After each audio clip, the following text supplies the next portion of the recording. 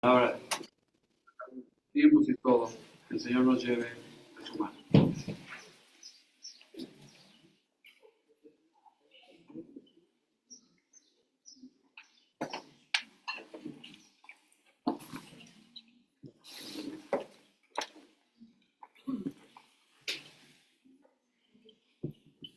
Todo se trata del Señor y todo converge en Él.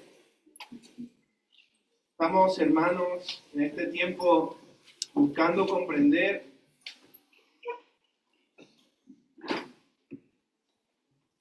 de qué se trata entregar incondicionalmente nuestra vida a Jesús. ¿Cómo cambia alguien que decide adorar y que decide creer en Cristo? Un verdadero cristiano es aquel que ha ido a Jesús en arrepentimiento y ha entregado el control total de su vida a Él. Y se produce en consecuencias en Él el fruto de Dios, sirviendo como un instrumento útil en su obra en este mundo. Por eso estamos viendo estos encuentros, hermanos. Por eso estamos reflexionando, porque queremos verdaderamente ser seguidores de Jesús. Y el último encuentro en el que reflexionamos fue el del apóstol Mateo. Vimos específicamente a través de su encuentro con el Señor cómo una persona que decide seguir a Jesús puede quedarse sin punto de retorno en su vida. Ser transformado totalmente a una vida nueva, dejando atrás todo lo que le reportaba seguridad. Y ahora la confianza y la dependencia está puesta solamente en el Señor Jesús. Eso vimos con Mateo. Y hoy hay un encuentro más hermoso de un hombre necesitado de misericordia y de ayuda, también de una mujer, pero principalmente se centra en él y los alcances que tuvo en su vida y que tuvo en su familia el que Jesús haya intervenido en su hogar. Así que les invito, hermano, a leer Marcos capítulo 5. Marcos capítulo 5, el Evangelio de Marcos capítulo 5, versículos del 21 al 43.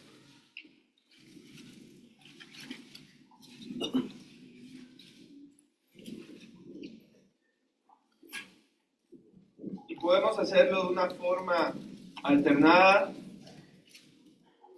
para hacerlo eficientemente, hermanos. Marcos capítulo 5, de los versículos 21 al 43. Comienzo yo, hermanos, ustedes continúan en el siguiente versículo y así vamos alternadamente hasta el final.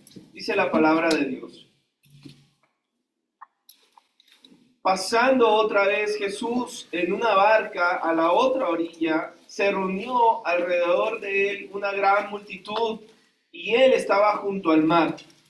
Y uno de los principales de la sinagoga, llamado Jairo, y luego que le vio, se postró a sus pies. Y le rogaba mucho, diciendo: mi hija está agonizando. Ven y pon las manos sobre ella para que sea salva y vivirá. Fue pues con él y le seguía una gran multitud que le apretaba. Pero una mujer que desde hacía 12 años padecía de flujo de sangre, Y había consumido mucho de muchos médicos y gastado todo lo que tenía, y nada había aprovechado antes de ir a peor. cuando oyó hablar de Jesús, vino por detrás, entre la multitud, y tocó su manto. Porque decía: si tocare tan solamente su manto, seré salva.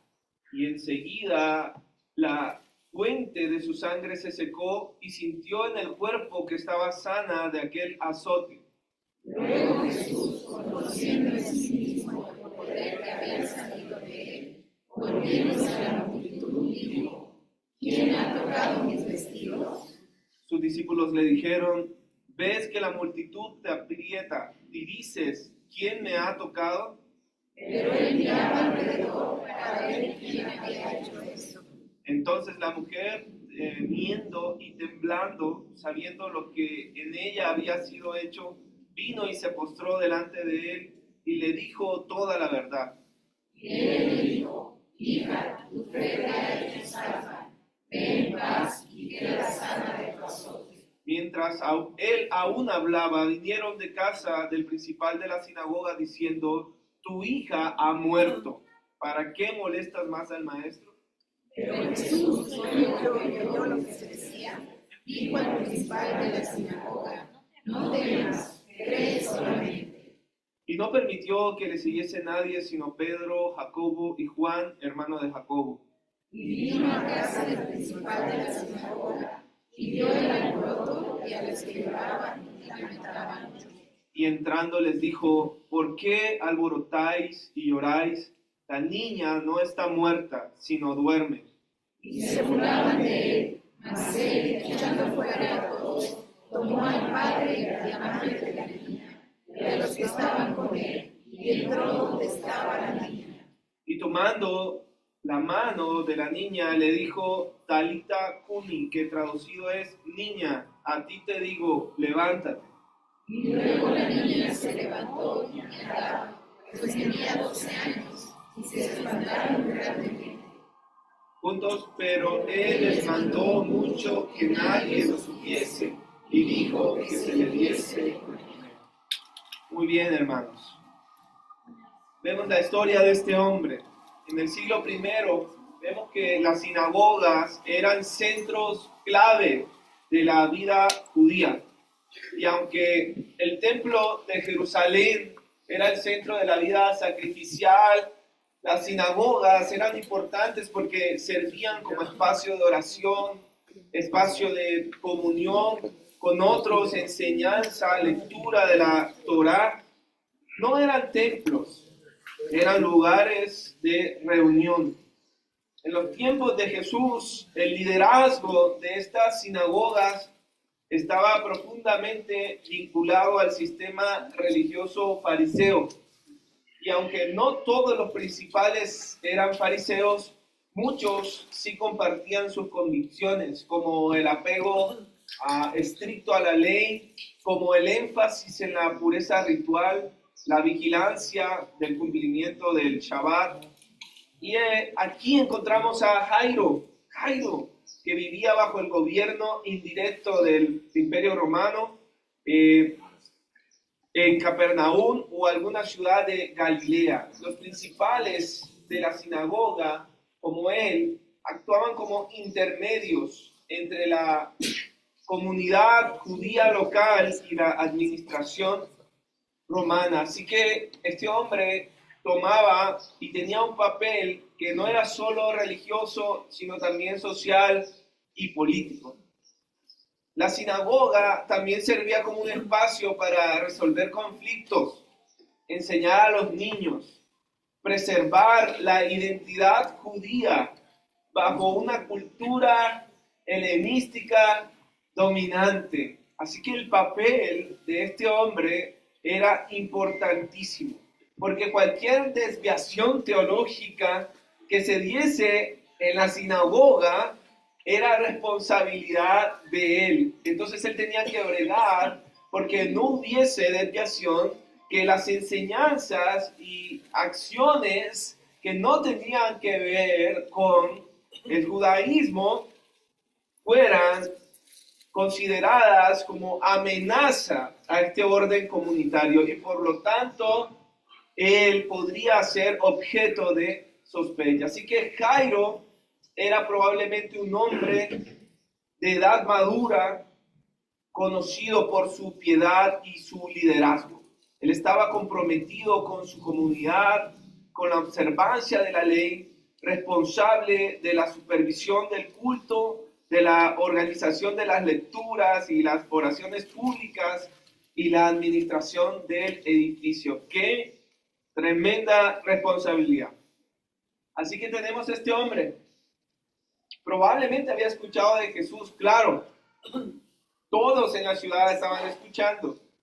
Tal vez con escepticismo, con precaución, pero había escuchado de él. Y aunque Jairo tenía una sólida posición espiritual y social, ¿creen que no era respetado? ¿Creen que no era distinguido? Esta religiosidad, esta posición que le daba, no le exentó de pasar por el sufrimiento humano. Y la enfermedad, el dolor, toca a su puerta porque no respeta posición ni reputación, y su hija enferma. En ese momento, ni su estatus, ni su conocimiento religioso fueron recursos a los cuales él pudiera buscar para hacer algo por su niña. Así que entra en una impotencia frente al sufrimiento que impulsa su corazón a conocer más de aquel de quien ya había oído, y que según los rumores que se difundían, era el único que sí le daba una oportunidad, el único que sí se convertía en un recurso, porque éste podía sanar y éste podía dar vida. Así que el sufrimiento de su hija lo lleva, esta crisis personal lo lleva a Jesús. Probablemente a esa altura ya Jairo había agotado todos los recursos disponibles en su religión, humanos, médicos, antes de acudir a Jesús. Así que está en un punto de total desesperación, un punto donde no hay más, se ha hecho todo, y decide hacer algo que pone en riesgo su reputación, que pone en riesgo su posición como guardián de lo que se enseña, su prestigio, e incluso su aceptación entre otros líderes. Lo pone en riesgo y va a buscar a Jesús. Y sabe, hermanos, yo no puedo evitar verme retratado en la situación de este hombre. Es un retrato de muchos de nosotros, sobre todo en cuanto a nuestra fe. Muchos de nosotros, hermanos, tal vez no sentimos profundizar o involucrarnos tanto en nuestra religión o en lo que sabemos que es de Dios, porque simplemente las cosas están bien. Las cosas están bien, entonces, ¿para qué más? Solo hasta que somos tocados en nuestra vida, solo hasta que somos probados con una emergencia, probados, como dice la palabra, por fuego, es que queremos, ahí sí vale poco posición, trabajo, la supuesta estabilidad que todo eso nos da. Cuando somos tocados profundamente, aquello que es importante para nosotros se queda a un lado en búsqueda de lo trascendente, en búsqueda de aquello que arregle mi situación, aquello que arregle la emergencia, la situación adversa. Muchos de nosotros, inclusive, hermanos, podemos haber estado por años en una situación de insatisfacción, en una situación de no plenitud en nuestra estabilidad religiosa, económica, social. Podemos estar por años y no profundizar, no buscar a Dios. Y lo digo porque es así. Pensémoslo bien, no hacíamos nada por buscar a Dios. No hacíamos nada por profundizar en Dios. Hasta que algo pasó. Hasta que fuimos tocados. Y allí nos levantamos a buscar lo que realmente trasciende. Gloria a Dios por Cristo, que vino a buscar y a salvar lo que se había perdido. Y así es como llega Jairo a Jesús, tocado fuertemente en su vida, movido a salirse de esa comodidad. En el contexto judío del que estamos leyendo, del primer siglo, versículo 22, hacer lo que hizo Jairo, llegar y postrarse ante un maestro itinerante, ante un rabí improvisado, representaba un desafío a la estructura religiosa que precisamente Jairo representaba. Un hombre de posición, de respeto, una autoridad religiosa, se humilla públicamente ante Jesús. ¿Por qué? No estaba bien, no tenía lo suficiente con su sistema de pensamiento, con su sistema religioso. Entonces, hasta este punto, Jairo reconoce que hay un poder mayor. Jairo reconoce que hay algo en él que le da más, que le puede dar más que todo lo que le había representado estabilidad hasta el momento. Y ruega por ayuda, ruega,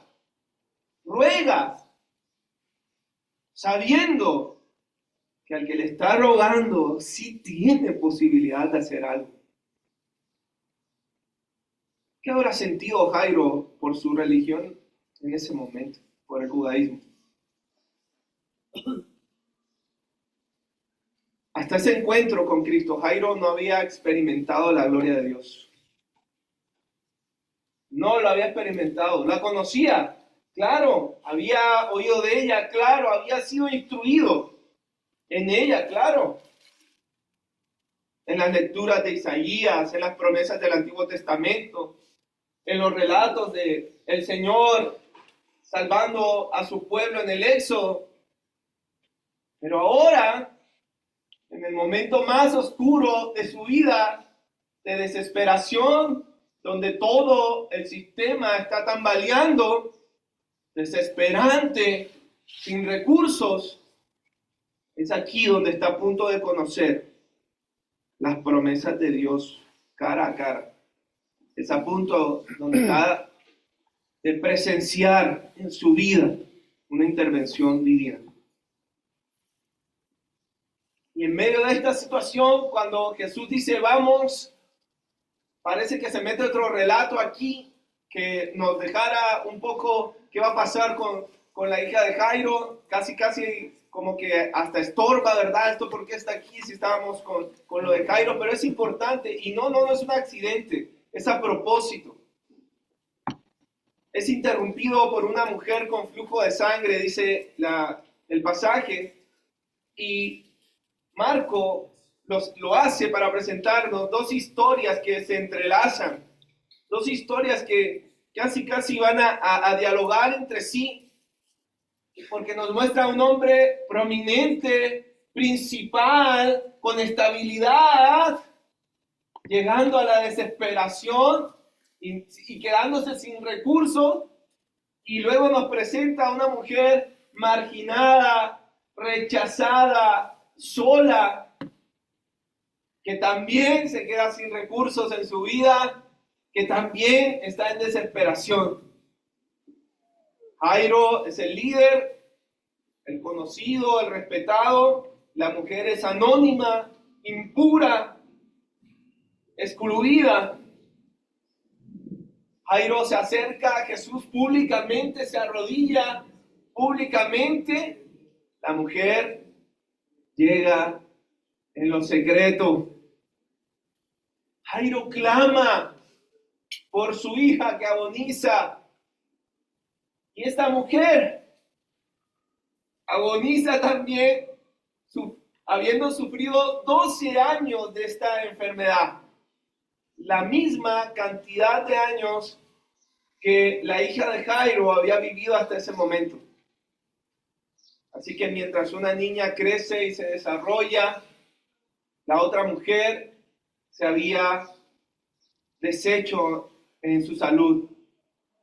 Esta niña que está a punto de morir y la mujer que ha vivido como muerta en vida. La mujer se dice a sí misma, si tocare tan solamente su manto, seré salva. Y Jairo expresa, solamente pon las manos en ella para que sea salva y viva. Así que Marcos nos revela una enseñanza clave, hermanos. El reino de Dios, la bondad de Dios, no tiene nada que ver con las estructuras sociales, no tiene nada que ver con las jerarquías humanas, no tiene nada que ver con lo que vivamos.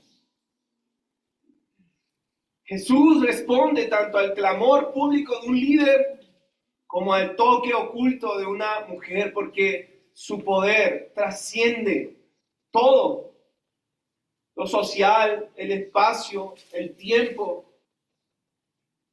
Jesús está presto a aquel que rinde su corazón y que lo ve como la única opción, la única y verdadera opción para arreglar el problema de su vida.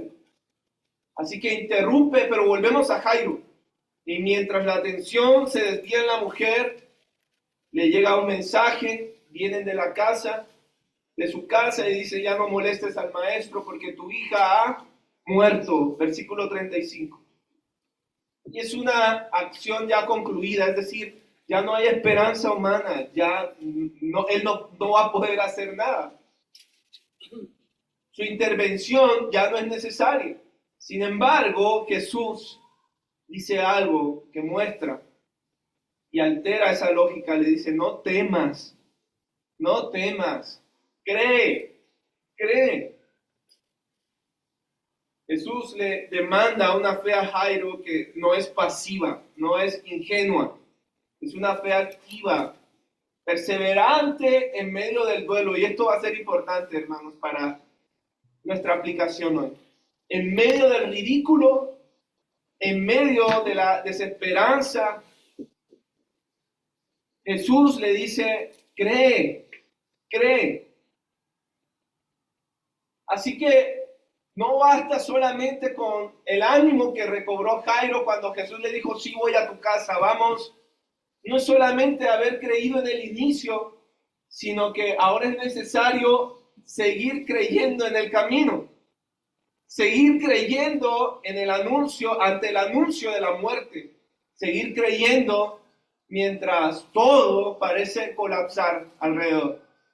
Esa es la verdadera fe bíblica, que no se fundamenta en los resultados inmediatos, que no se fundamenta en las situaciones favorables inmediatas, sino en la confianza constante en la persona de Jesús, que actuará a su tiempo, que actuará conforme a su voluntad. Y esto tiene nuevamente un paralelismo con cada uno de nosotros, hermano. Cuando en medio de la crisis parece que Dios no contesta, que Dios no escucha, Es aquí donde Dios quiere ver nuestro corazón, cuando la esperanza humana se ha agotado. Muchos, al no tenerlo inmediatamente lo que le han pedido a Dios, tiran la toalla, claudican en su fe y abandonan la búsqueda del Altísimo. Pero vemos que Jesús pronuncia una declaración escandalosa. Dice, la niña no está muerta, duerme solamente. Y sí estaba muerta. Pero cuando menciona dormir, es una metáfora para entender que para el Señor Jesús la muerte no es definitiva. Él tiene el poder. Él es Dios. Hay una burla alrededor que nos muestra la incredulidad de los presentes, una risa de desprecio, una actitud cínica ante lo que parece un disparate. Pero esa burla se contrasta con la fe de Jairo y con la fe de la mujer que previamente fue sanada en el camino. Para mostrar el contraste, hermano, entre la fe y la incredulidad. Pero Jesús dice, salgan todos y quédense solo los padres de la niña y 3 de sus discípulos. Ya sabemos quiénes fueron. Y es un principio espiritual profundo.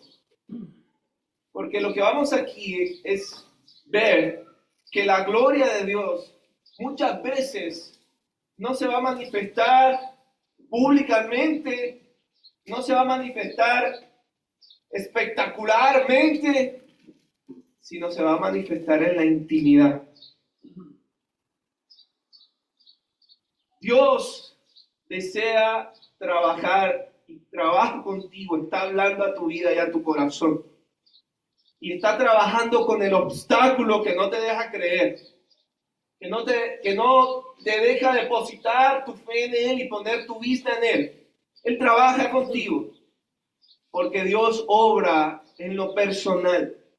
Dios obra en la situación de cada uno y quiere demostrarte a ti íntimamente que claro que vale la pena confiar en Él. Versículo 41. Le dice, niña, a ti te digo, levántate. Es un momento íntimo, es un momento conmovedor, es una frase tierna en el idioma cotidiano de Jesús. Manifiesta su autoridad soberana, porque Jesús aquí nos saca las herramientas para hacer un ritual complicado, ni una fórmula mágica, algo extraño. Simplemente utiliza su voz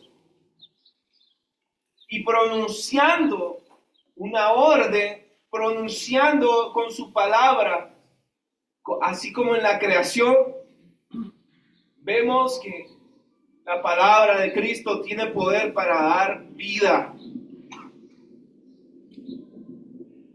Y esa niña se levanta, camina, y todos llegan a un asombro profundo. Y Jesús les pide algo para que se den cuenta que lo que estaba haciendo era trabajar en los corazones de esas personas necesitadas que acudieron a Él. Les dice, no divulguen el milagro. Aquí no se trata de escándalo. Y no es porque esté ocultando el poder de Dios, sino porque no se tenga duda en la naturaleza de su misión, en lo que Dios está buscando en el ser humano. Son una enseñanza profunda estas palabras. Jesús, el Señor de la vida, cuya palabra trae resurrección, cuya compasión abraza al necesitado y cuyo reino transforma incluso la muerte en un sueño pasajero. Él quiere obrar en nuestros corazones y en nuestras situaciones. ¿Qué pasa, hermanos? Luego de este hermoso encuentro y luego de obtener la misericordia de Dios. No solamente Jairo, sino su esposa presente y toda su familia. Después de allí, no pueden ser los mismos. No nos habla, qué hermoso tener ese relato, ¿verdad? Para todos decir, sí creemos, pero hermanos, es evidente ante semejante acto de bondad de Dios. Dios los había favorecido grandemente con la irreversibilidad de lo irreversible. Había gran gozo en el corazón, un desborde de agradecimiento, de alabanza. Eso sucede, hermano, cuando nos vemos favorecidos por Dios, cuando hay perdón, cuando hay sanidad, cuando hay favorecimiento por Dios. Y luego ya no se relata más sobre ellos, pero podemos inferir que este acto transformó su fe y su vida familiar. Jesús no solo sanó a su hija, sino que renovó su hogar. Cuando se habla de gozo en la Escritura, se está hablando también del actuar del Espíritu Santo y de Dios en los corazones. Hay una manifestación de poder y de compasión de Dios que transforma toda la familia. Pero, y aquí está lo importante para nosotros, hermanos, el haber sido favorecido por Dios, el haber recibido la esperanza de Jesús para su familia, de ahí en adelante no los exime de nuevas circunstancias adversas. La Biblia no nos dice que después de allí ya no les pasó nada a ellos. La Biblia no nos dice que después de allí no murió la mamá, no murió el papá, no murió la niña nuevamente, porque eso es algo que a todos nos tiene que pasar. O alguien se enfermó. Las circunstancias adversas y los desafíos seguramente volverían un día. Y si algo nuevo se levanta, ¿saben qué es lo difícil ahora en la vida de Jairo y su familia? Que Jesús ya no está. Y ya no pueden ir a buscar al maestro. Y la pregunta es, ¿y ahora qué? Ya fui favorecido. Ya fui recompensado con la misericordia de Dios, pero ¿y si ahora algo se levanta, ahora qué? Hermanos, no es solo depender de un evento favorable en tu vida, sino por el agradecimiento a lo que Dios ha hecho y de lo que te ha salvado y de donde te ha sacado. Comprometerte a vivir fielmente en obediencia y en santidad al Señor. La vida de Jairo, como la de muchos otros que creyeron en Jesús, probablemente enfrentó nuevos desafíos. Imagínense, como líder religioso, su fe en Cristo, luego de eso, claro que pudo haber generado conflicto con sus colegas, con su rol institucional, porque identificarse con Jesús, identificarse con Él implicaba un costo social, inclusive hasta el rechazo del sistema del cual formaba parte. Así que, ¿qué pasaba en Jairo después de esto? Su fe debía ser cultivada constantemente, tal como Jesús le dijo. ¿Qué le dijo Jesús? Cree. ¿Cree cuándo? En ese momento y después de ese momento, Jairo sigue creyendo, sigue. Y este es el camino de la fe, hermanos. Tristemente, muchos vienen a Jesús buscando un favor, buscando la fórmula mágica. Y mientras la situación sea favorable, mientras las respuestas sean favorables, vamos a ir a una iglesia, Vamos a estar animados y a hacer cosas buenas. Pero cuando venga el sufrimiento, cuando venga la injusticia, cuando venga la enfermedad, entonces ya allí ese Dios que permite esta situación ya no es adecuado para mi vida. Y por eso muchos están de un lado a otro, buscando ese Dios que siempre los va a favorecer. Pero muchos no están escuchando a ese Dios que dice, cree solamente, mantente creyendo. Hermano, amigo que me oyes hoy, hay gran gozo cuando clamamos a Dios. Cuando en medio de la desesperación le buscamos y Dios responde con su misericordia. ¿Alguno aquí ha sido favorecido con la misericordia de Dios en una situación difícil? Es increíble. Te aprendes en ese momento 10,000 alabanzas, ¿verdad? Le buscamos de corazón. Nos levantamos con pasión a responder a su gran misericordia. Y es así, hermano. Tanto que yo te invito hoy a que si necesitas una intervención divina en tu vida, si estás desesperado, si has probado con todo y el sistema te ha quedado mal, aquí hay verdad. Esto no es un juego, no estamos jugando a la iglesita. Estamos ante el Señor, ante el Todopoderoso que da la vida y la quita. Así que si lo necesitas hoy, yo te invito, no dudes en clamar a Jesús, no dudes. Si hoy necesitas un milagro que te rescate de una enfermedad que te ha dejado sin vida, si hoy necesitas que Dios te rescate de un pecado que te ha dejado sin poder disfrutar de la vida, si necesitas de alguien que te rescate de la enfermedad, puedes clamar a Él. Si sientes que has caído en un valle de sombra de muerte y todo a tu alrededor parece despedazarse, Jesús puede rescatarte. Jesús puede traerte a una nueva vida. Solo Él lo puede hacer.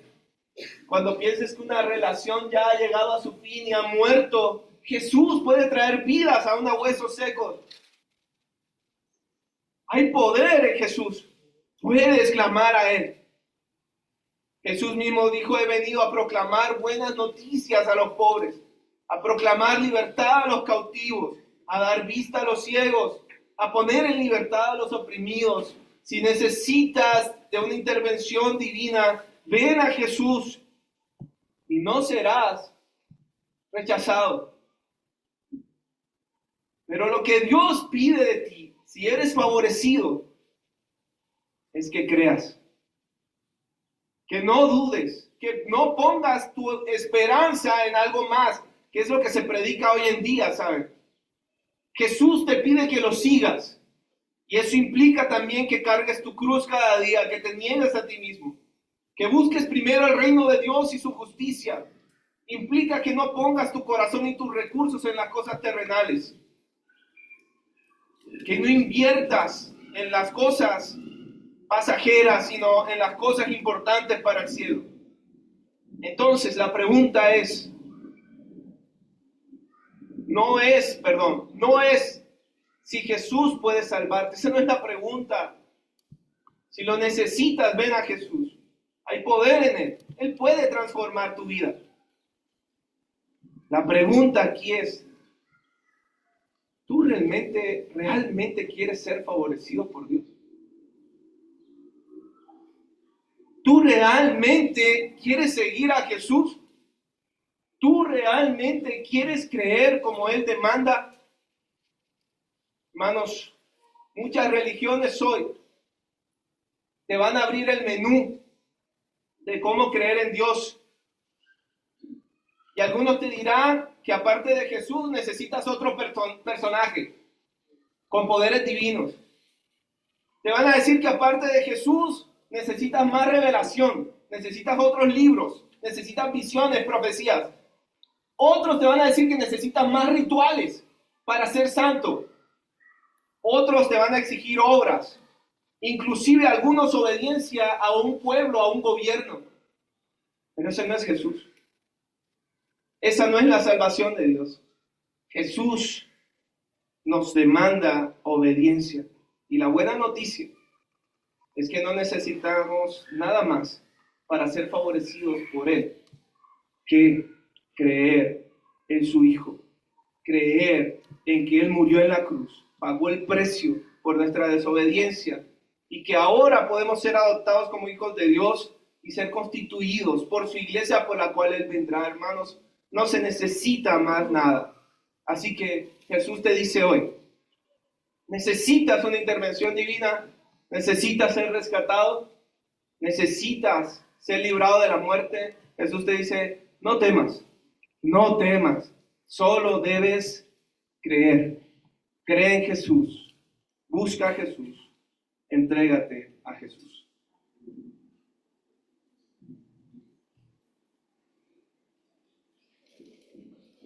Qué hermosa es la palabra del Señor y qué hermosa pieza exegética.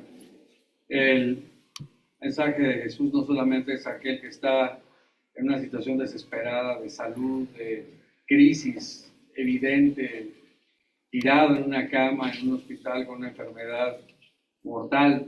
Es también para aquel que puede tener una vida cultural, religiosa, cómoda, estable.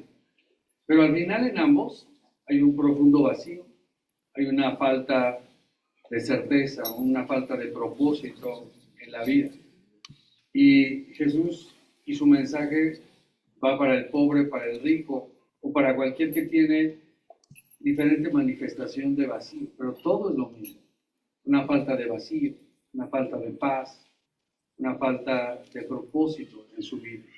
Y Jesús lleva y transforma y no solamente da sanidad a nuestras vidas, sino, como dijo la Escritura, nos levanta. Y al levantarnos nos exige tomar nuestra cruz y seguir. Y de tomar nuestra cruz y seguirle es para mí un versículo dificilísimo de poder entender en su cabalidad para muchos. Fíjate, ¿sabes qué significa toma tu cruz y sigue? Nos sana, nos restaura, nos levanta y nos dice, ahora sigue. Dice, toma tu cruz y sígueme. Tomar la cruz de Jesús y seguirle significa morir a tus propios deseos. Número 1.